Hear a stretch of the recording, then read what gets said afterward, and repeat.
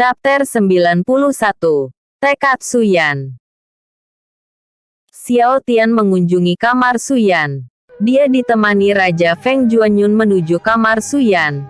Setelah sampai di tempat tujuan, mereka terkejut melihat Suyan sedang berolahraga, melakukan push-up dengan bertelanjang dada. Terlihat jelas tubuhnya pulih total tanpa bekas luka sedikit pun.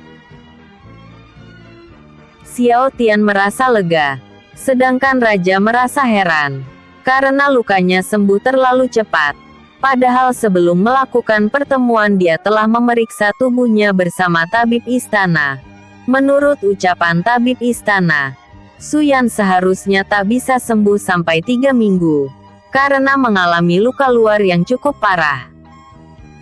Suyan berhenti berolahraga karena terkejut dengan kehadiran Xiao Tian.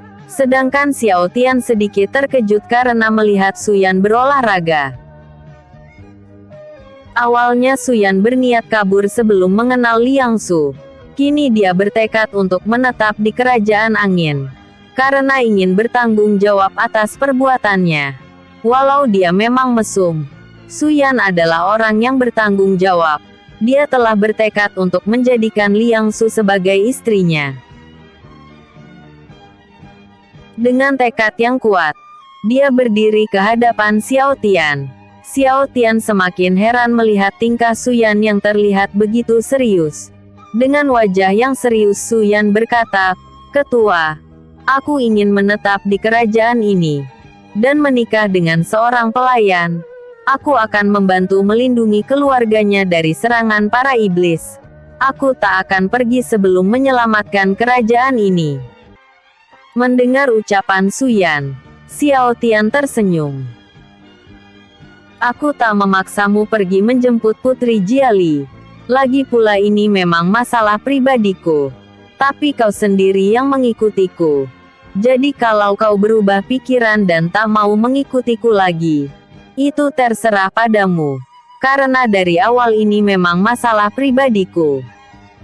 Xiao Tian berkata dengan senyum di wajahnya. "Jujur saja, aku mengikutimu untuk menghindari kejaran dari Sekte Gunung Api. Setelah mendengar kalau Sekte Gunung Api telah hancur, aku berencana kabur meninggalkan kalian. Tapi sialnya, aku malah terjebak di dalam perang, hingga akhirnya aku terluka parah. Awalnya aku merasa itu adalah hari yang sial. Tapi kini aku merasa kalau kesialan itu adalah awal dari keberuntunganku. Kini aku telah menemukan pujaan hatiku. Maafkan aku karena telah membuatmu kecewa. Sejak awal aku memang tak mengikutimu dengan tulus. Izinkan aku memilih jalanku sendiri mulai sekarang," ucap Suyan sambil membungkuk. "Bukankah sudah kubilang, aku tak memaksamu? Jika itu keputusanmu, maka aku menerimanya. Tapi perlu kau ketahui lawan kita kali ini adalah Sekte Iblis," ucap Xiao Tian. Sekte Iblis.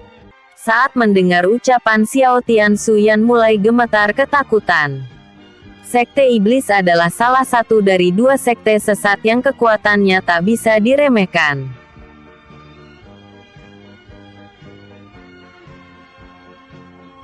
Meski diburu oleh banyak kerajaan, mereka masih bisa berdiri hingga sekarang. Mereka pernah berperang melawan semua kerajaan serta sekte-sekte terkuat. Mereka berhasil melukai banyak petarung tingkat raja walau jumlah mereka jauh lebih sedikit.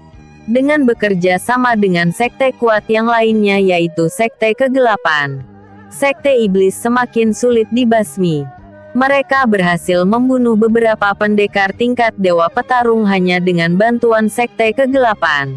Tapi meski mereka kuat, mereka tak bisa menguasai daratan elemen karena kemunculan pendekar baru.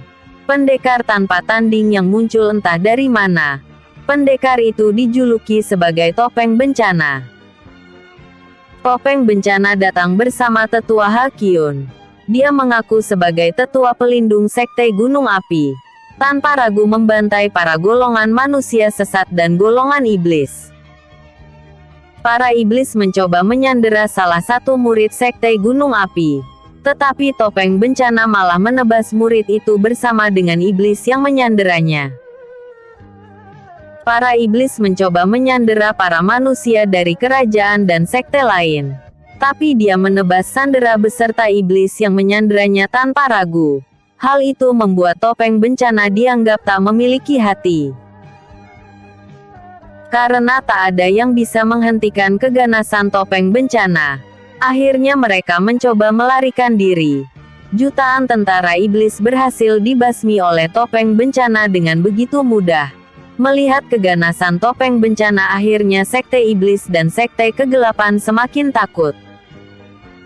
Di medan perang tak ada satupun anggota yang selamat, kecuali salah satu anggota sekte kegelapan. Dia bisa menghilang dari pandangan hanya dengan menjentikkan jari. Setelah perang besar itu, kabar dari kedua sekte telah lenyap. Tapi beberapa tahun terakhir kabar tentang mereka mulai muncul. Meski hanya beberapa serangan kecil dari sekte iblis, itu cukup mengganggu semua kerajaan. Lokasi target mereka selalu berpindah-pindah. Setiap hari serangan sekte iblis terjadi di segala tempat. Karena tak ingin sekte sesat terus beraksi, Raja Xiao Zhaoye memerintahkan ketiga jenderalnya untuk mencari kabar. Saat itu ketiga jenderal yang diberi misi adalah Tai Wu, Tai Zong dan Tai Feng. Mereka pergi keluar kerajaan untuk mencari lokasi rahasia sekte iblis. Biasanya misi keluar kerajaan dilakukan oleh Tai Long dan kedua kakaknya.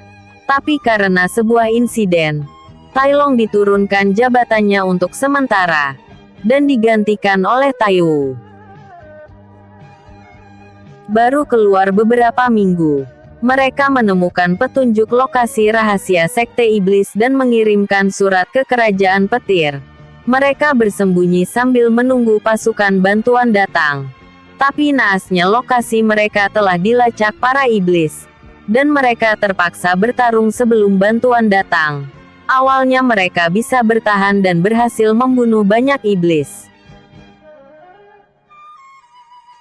Namun keadaan berbalik setelah muncul pria aneh yang memanggil dirinya Raja Neraka dari sekte kegelapan. Pria itu berhasil melukai ketiga jenderal, dan membuat Tai Wu kehilangan kultivasinya. Sebelum berhasil membunuh ketiga jenderal, topeng bencana dan pasukan bantuan telah tiba.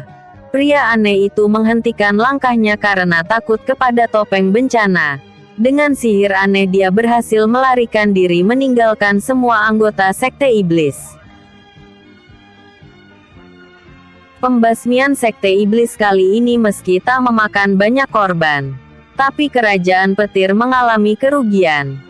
Karena kehilangan bakat seorang jenius bela diri. Tai Wu adalah jenderal termuda sepanjang masa. Kekuatannya tak perlu diragukan. Dia bisa menghancurkan satu kerajaan kecil seorang diri. Karena diserang pria aneh dari sekte kegelapan, dia kehilangan kultivasi dan bakat bela dirinya. Nama Tai Wu dikenal oleh banyak kerajaan karena kejeniusannya. Tak ada satupun yang tak mengenal kehebatannya. Dan tak ada satupun orang yang tak tahu tentang alasan kenapa pangkatnya bisa turun menjadi pengasuh pangeran yang tak berguna. Tentu saja Su Yan juga mengetahui semua itu. Oleh karena itu dia gemetar ketakutan setelah mendengar nama sekte iblis. Tapi dia telah bertekad untuk melindungi kerajaan angin. Karena kerajaan angin adalah tempat gadis pujaannya tinggal. Meski sempat merasa ragu, dia pun memantapkan tekadnya. Su Yan memasang wajah serius dan berkata, "Aku tak peduli siapapun lawanku kali ini. Aku telah memutuskan untuk melindungi negeri dari kekasih hatiku. Jangankan sekte iblis, bahkan jika para dewa berusaha mengganggu kedamaian kekasihku, aku akan menghadapi mereka tanpa rasa takut."